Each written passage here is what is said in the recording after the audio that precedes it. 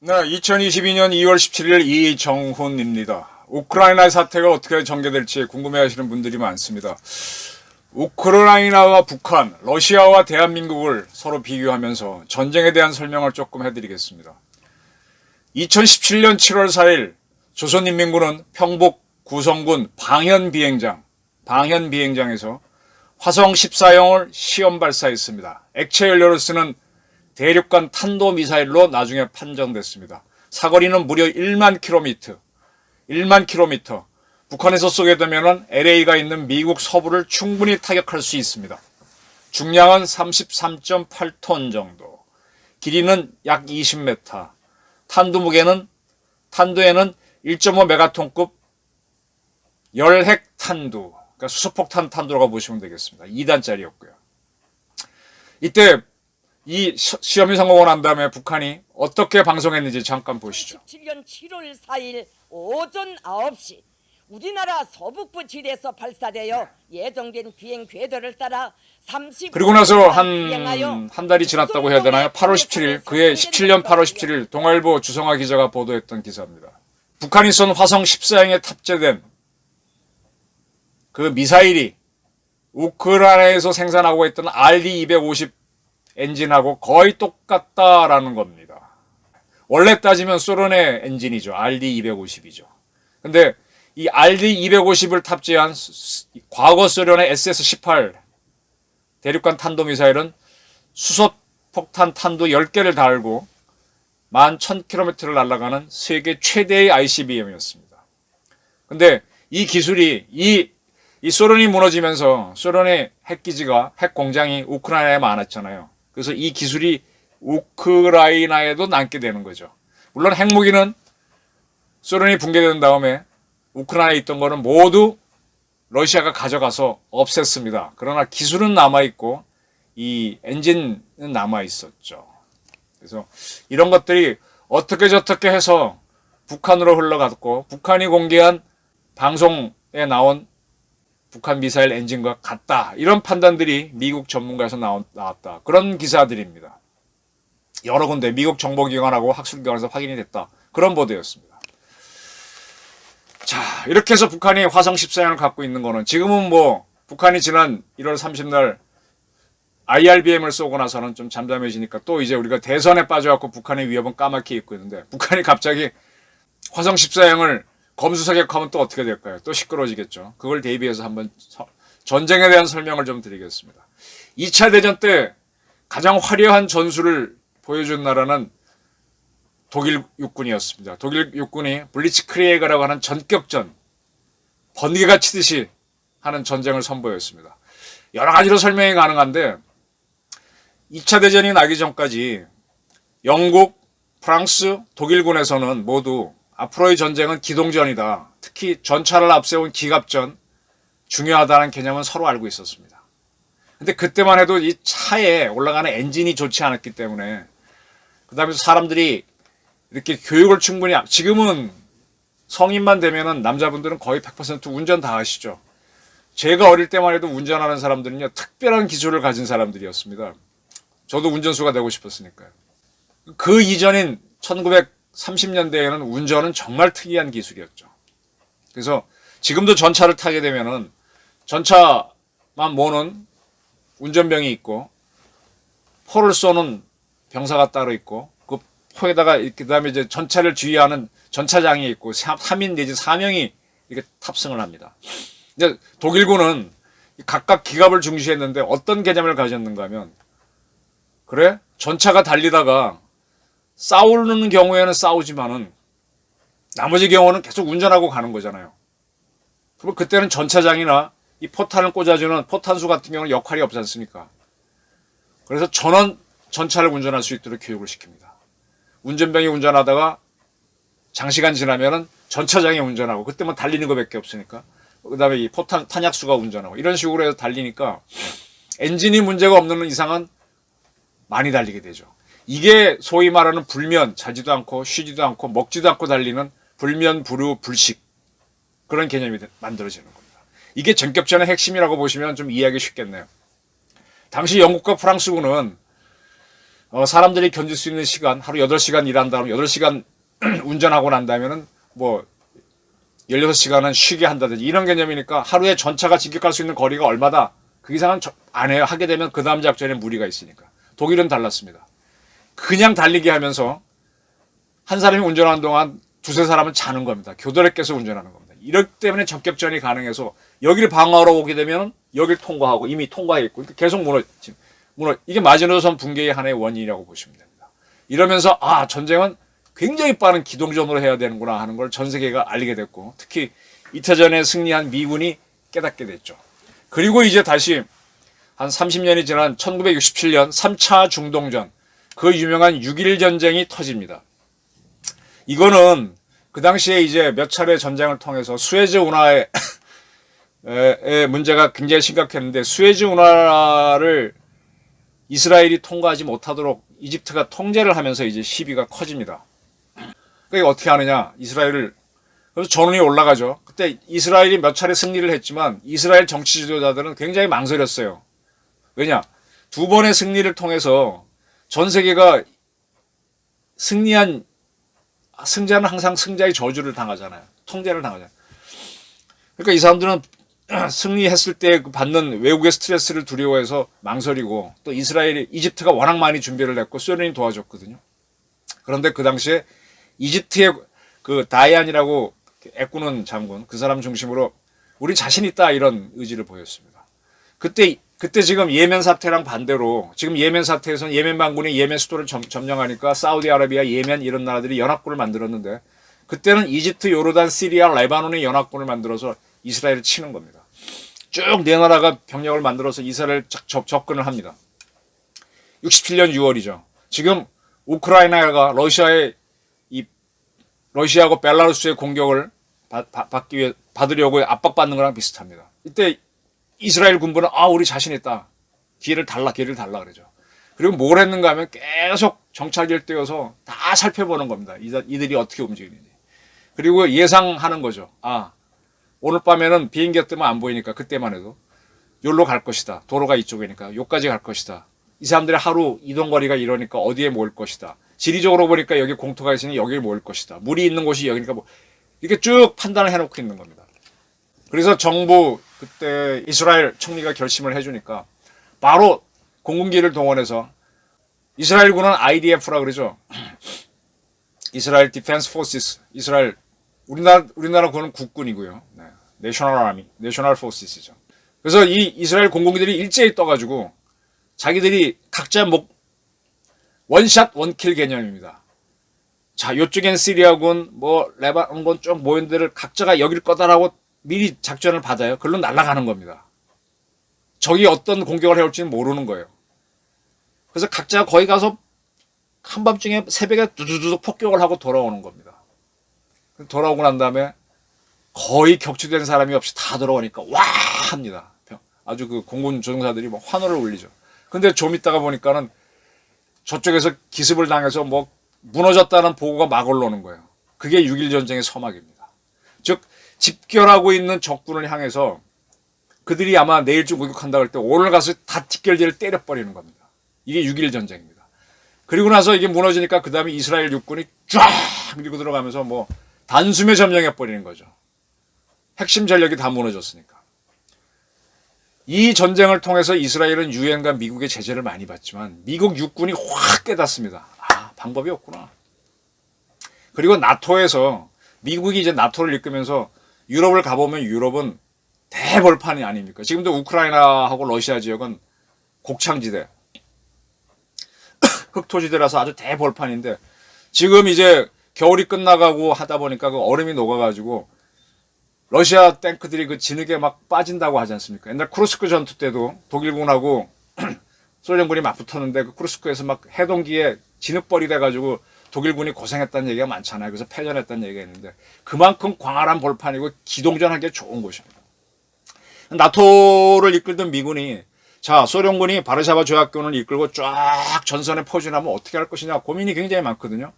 그때쯤에 민주국가에서는 국민들 동원하자 그러면 뭐냐 전쟁하자는 거냐 우리 꼭 문재인 뭐 노무현 이런 사람처럼 뭐 전쟁하자는 겁니까? 이런 나온 사람이 나오니까 그래서 굉장히 고민을 했는데 이스라엘 전쟁을 딱 보고 나서는 아 그렇구나.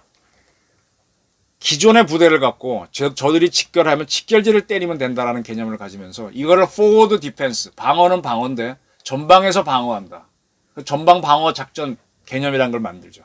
그때부터 뭔가 하면 적이 침략하는 거는 우리를 딱 선을 넘어오는 게 아니라 우리를 공격하기 위해서 어디에 모이면 그게 침략이다. 왜냐하면 침략이 왜 중요한 거면 유엔 헌장에 보게 되면 침략을 하지 못하도록 돼 있거든요.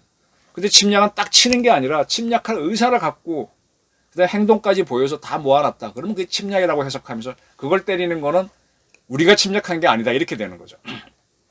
그러면서 그때부터 나토를 중심으로 한 미군이 데프콘이라는 개념을 더 확실하게 해서 적군이 어디에 모이면 이거는 전쟁하려고 하는 거니까 우리는 정보를 강화하고 그다음에 우리 특수작전 부대, 육군의 특전사, 해군의 UDT, 공군의 CCT 이런 부대들을 집어넣는 겁니다. 이게 D-11 작전, D-7일 작전 개념입니다. 쭉 들어가서 보다 정확하게 바르샤바 조약권 부대들이 어디에 집결해 있고 어디에 탱크를 배치했고 어디에 미사일 그걸 직접 육안으로 확인하는 거죠. 그래서 계속 위치를 알려주는 겁니다. 특수부대들이 알려주는 겁니다. 그러다가 그들이 교신량이 늘어나고 좀 더 공격할 것 같다 그러면 D-Day 그 다음에 H-hour를 정해서 일제히 먼저 때리는 겁니다. 그때 적군 지역에 가 있던 아군 특수부대원들은 쫙 숨는 거죠. 그리고 나서 이제 뭐 치고받고 싸우는 게 이제 전방 방위 개념인데 이게 이제 나토에서 세우고 난 다음에 우리나라에도 미 8군이 도입해서 요 무렵쯤에 이제 조금 있다가 한미연합사가 만들어지고 하는데 그때 유엔 사령부죠 8군이. 그래서 우리도 전방 방위 개념으로 한다라고 하면서 그 무렵쯤에 이제 월남전이 끝나고 육군에서 제3군을 만듭니다. 용인에다가. 그래서 육군 전방에 가게 되면은 이 DMZ에 우리 부대들 있잖아요. 이쪽부터 뭐 수도사단, 1사단 쭉부터 전방에 22사단까지 동해안까지 있는데 이 부대들이 과거에는 인민군이 치면은 거기서 끝까지 싸우면 괴멸되니까 뒤로 도망쳐 나오는 개념이었어요. 그래서 그 뒤에 이 DMZ에서부터 민통선 사이보다 페바라고 하는 지역이 있어요. FEB. 그게 뭔가 하면 비오는 공간인데 우리가 뒤로 후퇴하면서 빨리 후퇴하면 인민군이 못 따라오잖아요. 그럼 빈 공간이잖아요. 우리 국민들이 없잖아요. 그럼 거기다 그냥 때려서 잡겠다는 개념입니다. 그래서 어디까지 철수하느냐서 알파, 브라보, 찰리, 델타선 뭐 이렇게 만들어 놨습니다. 이 민통선이 뚫리고 나게 되면 그 당시부터는 뭐 파주니, 금천이니, 의정부니 도시가 나오잖아요. 이게 우리가 방어선을 거의 서울 후반까지 쳐놨었습니다. 자신이 없었기 때문에.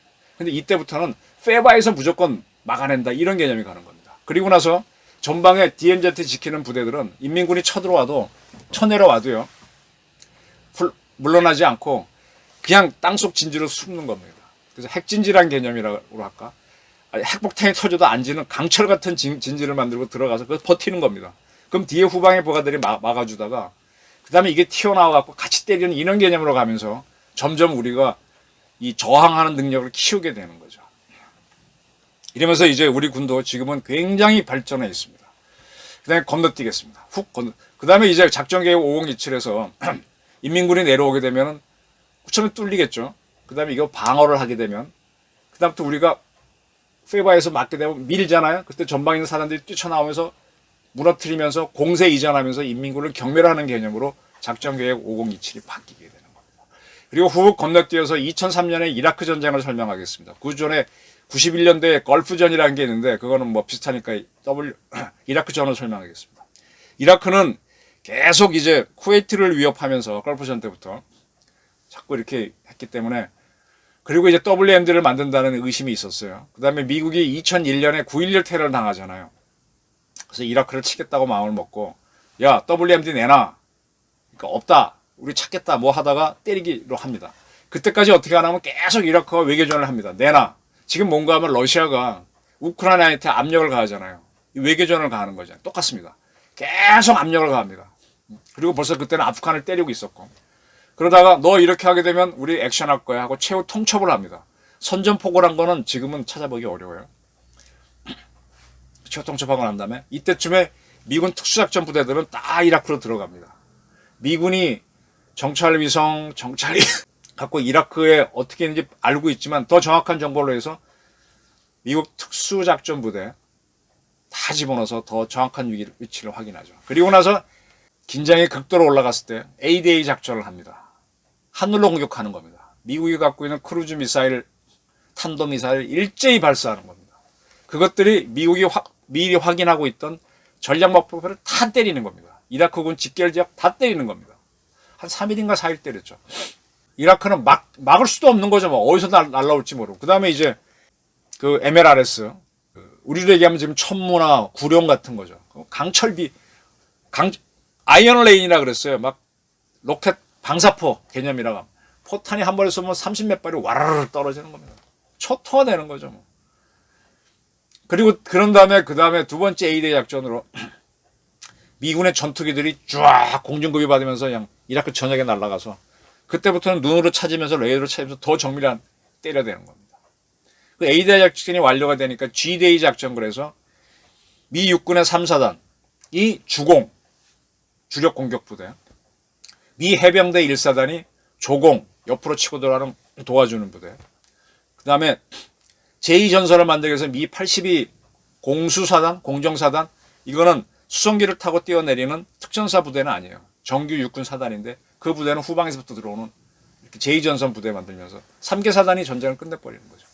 그리고 난 다음에 파병되는 게 우리나라의 자이툰 부대, 뭐 독일의 무슨 부대, 이런 부대 숱하게 가는데 이 부대들은 뭐냐? 미국이 승리한 상태에서 안정화 작전을 하는 군정 작전을 하러 간 겁니다. 전투 작전이 아닙니다. 전투 작전을 하려니까 미군 시스템이 워낙 고도로 발달해서 못 따라가는 거예요. 영어도 물론 미국 체제가 우리 같은 경우는 영어도 안 되고 결국 영어가 되는 영국군이 일부 같이 전쟁을 했지만 영국군도 큰 역할을 못했습니다. 그냥 미국 혼자 다 했어. 이게 뭐냐? 이게 독일군이 보였던 전격전이 실현화된 거죠. 그게 포워드 디펜스 개념에서 전격전 개념에서 포워드 디펜스 개념, 6.1 작전, 6.1 전쟁 개념, 포워드 디펜스 개념 하다가 이렇게까지 발전한 겁니다. 지금 우크라이나가 러시아의 위협을 받고 있는데 러시아군이 동원한 병력이 10만, 뭐 많으면 17만이라는 보도도 있습니다. 대한민국 군이 얼마입니까? 60만 아닙니까? 10만 가지고 10만이라 그러면 한 2개 군단밖에 안 되는데 왜 이렇게 절절매죠? 우크라이나 나라를 보면 압니다. 우크라이나는 병력이 20만이 채 안 됩니다.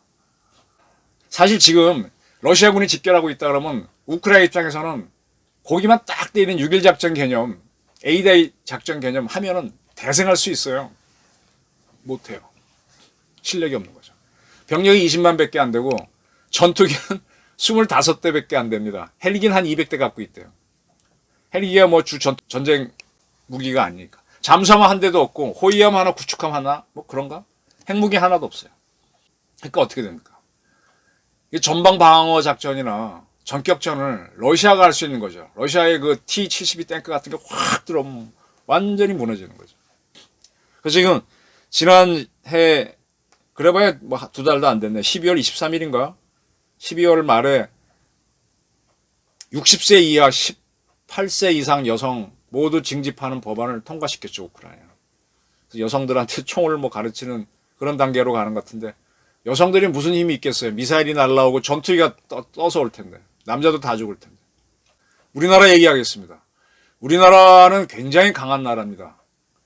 전투기가 몇백 대 있습니다. 뭐 얘기할 필요는 없겠죠. 근데 굉장히 좋은 전투기 F-35, F-15K, KF-16 많습니다. 그 다음에 탄도미사일은 현무4도 있고 현무2, 크루즈 미사일은 현무3가 있습니다. 백두 금강 정찰기도 있고요. RF4 정찰기도 있고 정보 능력도 탁월합니다. 그리고 대한민국 국가정보원은 문재인 정권 들어와서 특히 박지원 씨가 망쳐서 그렇지 굉장히 탁월한 모사드와 견줄 수 있는 이한영이라든지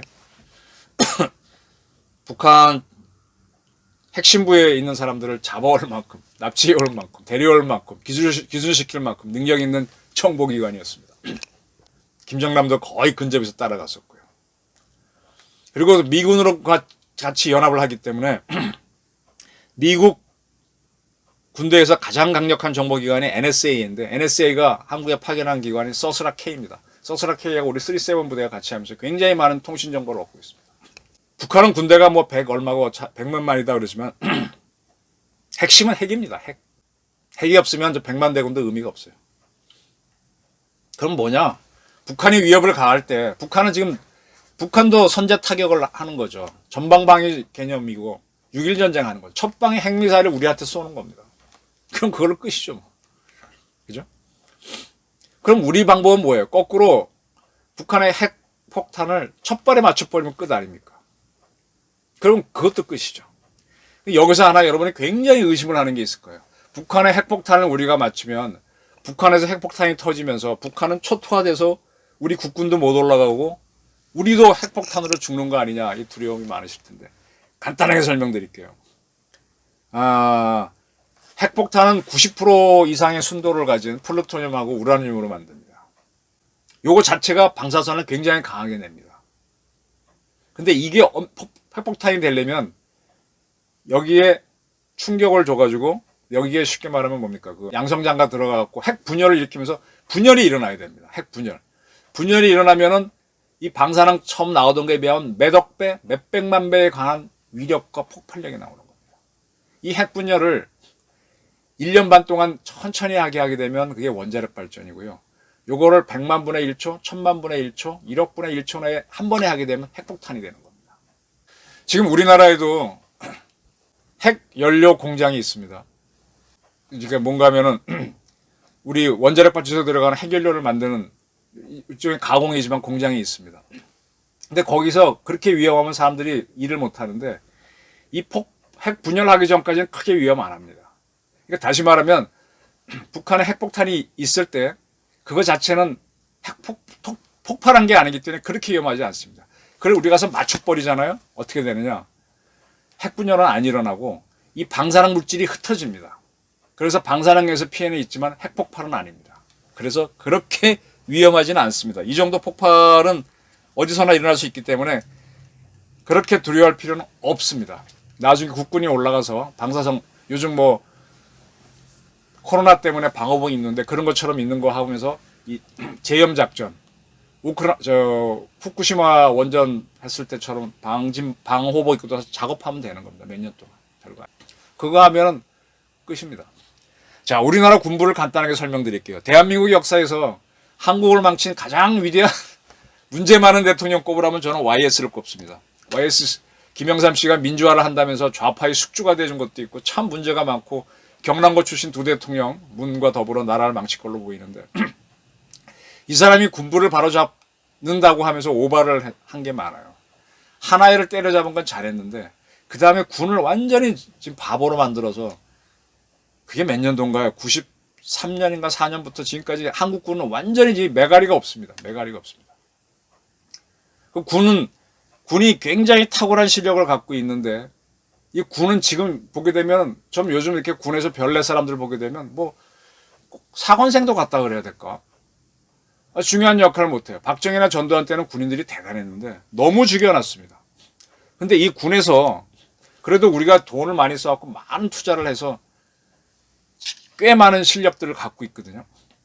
그래서 우리 군에서 지금 미군하고 하면서 정보 기능도 있고 북한의 핵기지를 북한이 위협 간다 그러면 선제 프리엠프티브 스트라이크 딱 때려버리고 그냥 으르렁거리고 있으면 되는 거죠. 그 다음에 필요하다면 액션하면 되는 거고. 지금 우리 육군에는 7일 기동군단이라고 하는 강력한 기계화 부대가 있습니다. 거기에는 그 유명한 맹호 부대, 수도 기계화 기보사단이 있고 그 다음에 오뚜기 부대, 8사단, 8기동사단이 있고 젓가락 부대, 화랑부대라고 하죠. 제11 기동사단이 있습니다. 딱 기동부대고 그 다음에 제2 신속 대응사단, 노도부대. 이승만 대통령이 노도라고 부대명 지어줬다가 이 신속 대응사단은 미국의 82 공정사단처럼 헬기를 타고 가서 뚝 떨어져서 치는 부대입니다. 이 부대하고 포항에 해병대 1사단이 있습니다. 그래서 우리 해군의 상륙함 타고 원산이든 남포든 들어가서 상륙작전 해버리면 되는 거고 또 해군에는 제7 기동전단이 있습니다. 또 공군에는 공중전투사령부, 공중기동사령부가 있어갖고 북한 전역을 A-Day 작전할 수 있습니다. 문제는 뭐냐? 군부가 너무 힘이 없고 정치 지도자들은 더 군을 몰라서 망설이고 겁을 낸다는 거죠. 그러니까 문재인 뭐 노무현처럼 뭐 전쟁하자는 겁니까? 이런 사람들이 나라를 이끄니까 문제는 나는 거죠. 저는 이제 북한이 점점 이제 앞으로 어떻게 할지 모르지만 우크라이나 갖고 떠들게 되면은 선제 타격 딱 이론을 준비해 갖고 있다가 북한이 뭐 이상한 행동하면 그냥 툭. 그렇게 되면 북한에서 굉장히 전쟁 결심해야 될 거 아니에요. 그럴 때 우리 7기동 군단이나 해병대 1사단, 기동 전단, 와, 겁나죠. 그럼 자기네 내부에서 모순이 커지면서 무너지는 겁니다. 자, 무너지는 걸 염두에 뒀을 때 우리가 굉장히 염두에 둘 게 1500년 전의 원한을 되살려야 됩니다. 당나라가 그 삼국사기에 보게 되면은 고구려에 대한 심리전을 할 때 80 먹은 대장이 오게 되면 고구려 900년 위협이 무너진다는 심리전을 펴니다. 그리고 나서 그 누굽니까? 그 79세의 이 누구죠? 그 당나라 장수를 투입하죠. 이따 이름이 생각날 겁니다. 원래 소정방이가 백제를 무너뜨리고 고구려 전선에 투입해서 굉장히 잘 싸웁니다. 평양을 완전히 포위하는데 그때 심리전을 펴면서 당나라에서 이세적 군대가 이세적이 나이가 79세죠. 그걸 투입해서 평양을 함락시킵니다. 그때 평양에서 배신이 일어나죠. 중신성이 배신을 해서 평양 성문을 열어주면서 무너집니다. 그때 신라는 어떤 역할을 했는가 하면 김유신이 당나라 군에게 보급품을 전달하기 위해서 보급부대를 이끌고 평양까지 가는 전투를 했습니다. 그러니까 다시 말하면 주공은 당나라 군대가 많고 보조를 신라군이 하다 보니까 신라는 고구려에 대한 영유를 주장 못하게 돼요. 반대로 백제 지역에 대해서는 기벌포 전투에서 신라군이 당나라군을 깨부셨기 때문에 백제는 영토화하는 데 성공합니다. 이 신라의 실패를 반복하면 안 됩니다. 북한이 붕괴될 때 우리가 주 역할을 해야 돼요. 미군이 보조 역할을 하고. 중국이 이걸 못 먹도록 우리가 단호하게 행동해야 돼요. 분명히 우리가 강력한 행동을 하게 되면은 이북에서는 중신성 같은 놈이 나와갖고 김정은을 죽이거나 뭐 이런 사태가 생길 수 있습니다. 그런 사태가 생겼을 때 생기기 전에 누가 주공 역할을 하느냐 문제였을 때 우리 군이 해야 되죠. 우리 7기동군단이나 1해병사단이 올라가서 합버리는 거죠. 이와 비슷한 개념으로 통일한 나라가 서독입니다. 서독이 BND가 계속 민주화 공작을 했고 그 과정에서 자기네 내분이 나서 호네커 정권이 무너지니까 동독에서 민주정부가 만들어졌고 그들이 여기랑 합치겠다고 할 때 서독군이 평시작전권을 동원해서 들어가면서 전체 동독군을 무장해제하면서 통일을 내는 겁니다. 우린 평작군만 먼저 받아갖고 와 있는데 이것도 좋은 거죠. 네. 이렇게 통일하는 겁니다. 그래서 저는 지금 선제 타격에 대한 개념을 9.11 테러 이후는 미국도 하고 다 가진 개념인데 못하고 있었거든요. 근데 윤석열 씨가 선제 타격 필요하다는 얘기를 해서 물론 이 양반도 군에 안 갔다 와서 잘 모르고 한 소리일 수도 있지만 상당히 중요한 겁니다. 그래서 저는 윤석열 씨를 상당히 주목합니다. 앞으로 남북 간에 문제가 생긴다면 우크라이나 역할을 하는 게 북한이 되는 거고 러시아 역할을 하는 게 우리가 되는 거죠. 그래서 중국이 이걸 방해하면 그걸 미국과 더불어 억누르면서 우리가 들어가면서 북한을 민주화시키고 그 북한에서 주민투표를 통해서 만들어진 정부가 대한민국과 하나가 되겠다라고 하면 평화통일이 이루어져요. 많은 분들이 전쟁을 두려워하시고 하는데 강력한 힘이 있으면 거의 희생 없이 통일할 수 있습니다. 그리고 제로 한 사람도 희생 안 되고 통일하라는 거 이건 난센스죠. 그래서 지도자의 결단이 필요한 겁니다. 군부도 강력해야 되고 이러한 정권이 들어서기를 갈망하는 뜻에서 오늘 이런 방송을 만들었습니다. 경청해 주셔서 감사합니다.